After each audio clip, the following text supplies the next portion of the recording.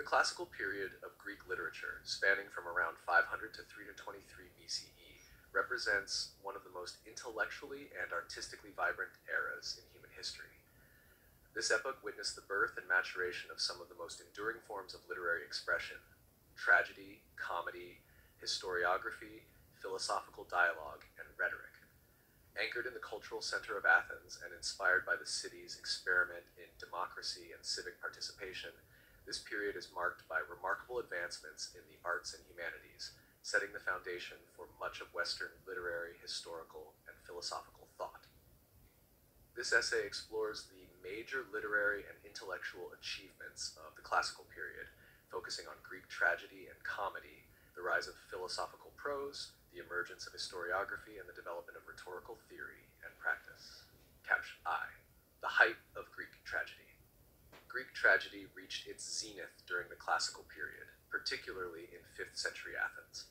Tragedy was more than entertainment. It was a ritual, often performed in honor of Dionysus during festivals like the city Dionysia.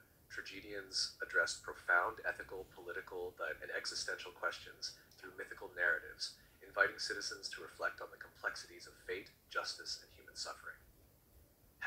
Aeschylus, c. 525 to 456 BCE. Aeschylus is often regarded as the father of tragedy. He introduced the second actor on stage, allowing for dramatic dialogue and conflict. His work is characterized by grandeur, moral seriousness, and deep religiosity. Among his most renowned works is the Oresteia trilogy, which includes Agamemnon, the Libation Bearers, and the Eumenides. This trilogy explores the themes of justice, vengeance, and divine order. Aeschylus portrays a progression from personal revenge to institutionalized justice, as the cycle of bloodshed is resolved through the establishment of the Areopagus, a civic court. Sophocles, c. 497 to 406 BCE, Sophocles refined the tragic form by adding a third actor and placing greater emphasis on character development and dramatic irony. His most famous plays, Oedipus Rex, Antigone, and Electra, delve into the tension between individual conscience and state law, fate, and free will.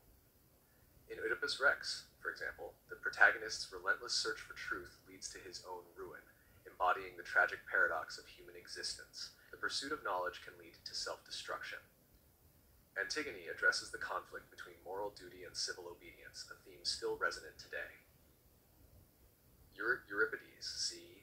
480 to 406 BCE. Euripides is often considered the most modern of the three great tragedians due to his psychological realism and skepticism of traditional values. His characters are complex, often driven by irrational emotions and inner conflicts. Works like Medea, the Bacchae, and Hippolytus portray women, foreigners, and marginalized individuals with empathy and nuance. The Bacchae, for instance, explores the duality of reason and irrationality, civilization and savagery, through the conflict between Dionysus and Pentheus. Euripides challenged the assumptions of his time, using myth to question the foundations of religion, gender roles, and political power. The flowering of comedy. Aristophanes.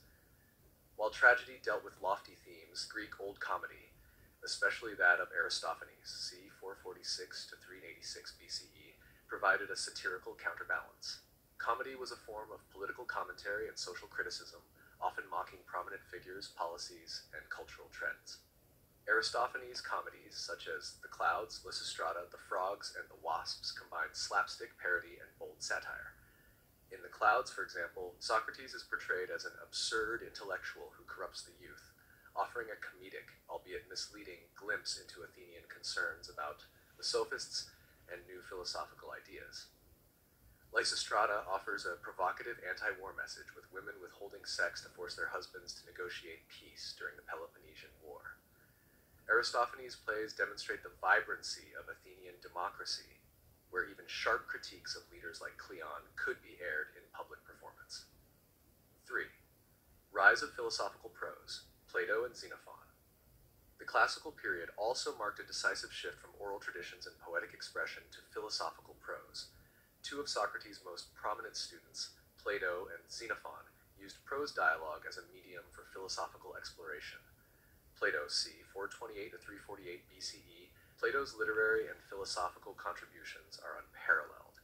He founded the Academy in Athens, the first institution of higher learning in the Western world, and developed the Socratic dialogue into a sophisticated literary form. His writings explore ethics, politics, metaphysics, epistemology, and aesthetics, often using Socrates as a central character. In dialogues like The Republic, Phaedo, Symposium, and Phaedrus, Plato combined philosophical rigor with poetic elegance. The Republic outlines his vision of an ideal society governed by philosopher kings and introduces the allegory of the cave, a powerful metaphor for human enlightenment. Symposium and Phaedrus delve into the nature of love, the soul, and divine inspiration. Plato's philosophical prose bridged the gap between mythos and logos, shaping Western thought for millennia. Xenophon, c. 430 to 354 BCE, a soldier, historian, and student of Socrates, Xenophon approached philosophy with a more pragmatic tone than Plato. His works, such as Memorabilia, Economicus, and Symposium, offer valuable insights into Socratic thought, often emphasizing virtue, leadership, and practical ethics. In Anabasis, Xenophon recounts his experiences leading Greek mercenaries through hostile Persian territory, a gripping narrative that combines adventure with reflection on leadership and strategy. His Cyropaedia, a fictionalized biography of Cyrus the Great, was influential in later political thought, including among Renaissance humanists. Historiography, Herodotus and Thucydides. Another innovation of the classical period was the birth of historiography, a genre that sought to document and interpret human events not as the outcome of divine will, but as the product of human actions, decisions, and causes. Herodotus, c. 484 to 425 BCE. Herodotus, often called the father of history, wrote the Histories, an expansive narrative of the Greco-Persian Wars. While he incorporates myths, his central aim is to preserve the memory of the past and the great deeds of Greeks and barbarians alike. Herodotus demonstrates a deep curiosity about foreign cultures, geography, and human motivation. He explains historical events through a combination of divine intervention, moral lessons, and political analysis, making his work a rich tapestry of storytelling and inquiry. Though sometimes criticized for credulity, Herodotus pioneered ethnography and cross-cultural study. His approach revealed a belief in cultural relativism and an awareness of historical complexity. His narrative style, digressive, vivid, and engaging, had a lasting impact on the development of prose. They have Thucydides, c. 46 to 400 BCE.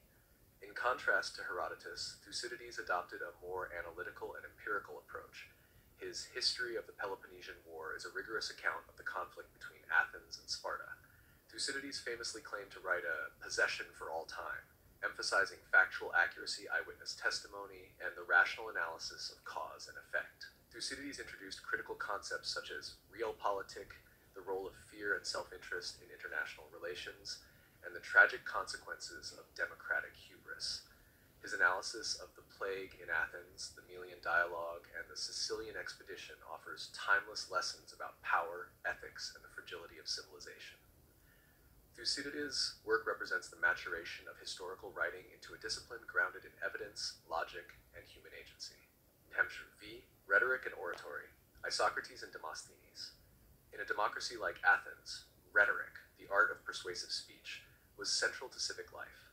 Citizens needed to persuade in courts, assemblies, and councils.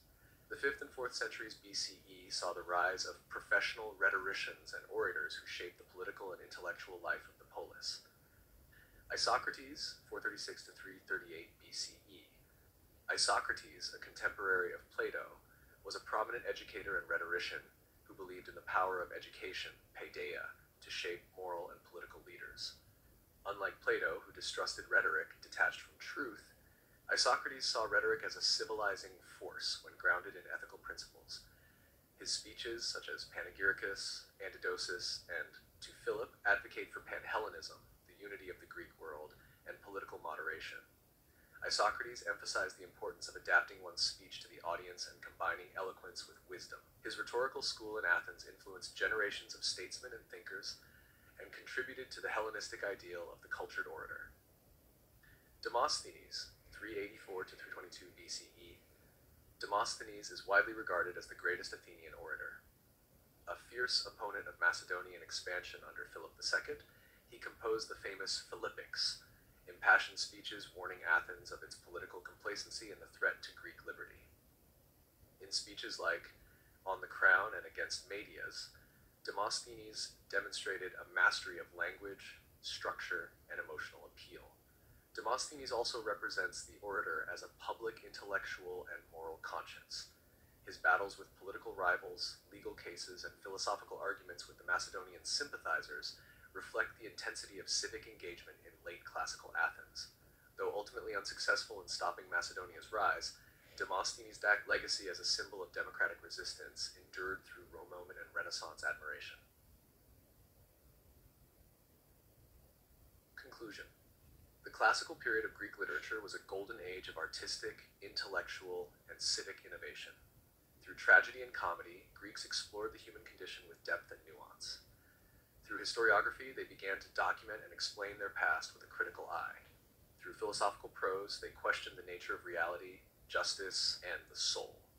Through rhetoric and oratory, they honed the tools of persuasion that remain foundational to public discourse today. The figures discussed, Aeschylus, Sophocles, Euripides, Aristophanes, Plato, Xenophon, Herodotus, Thucydides, Isocrates, and Demosthenes, did not merely contribute to literary history. They forged new paths in human thought. Their works continue to shape our understanding of politics, ethics, art, and human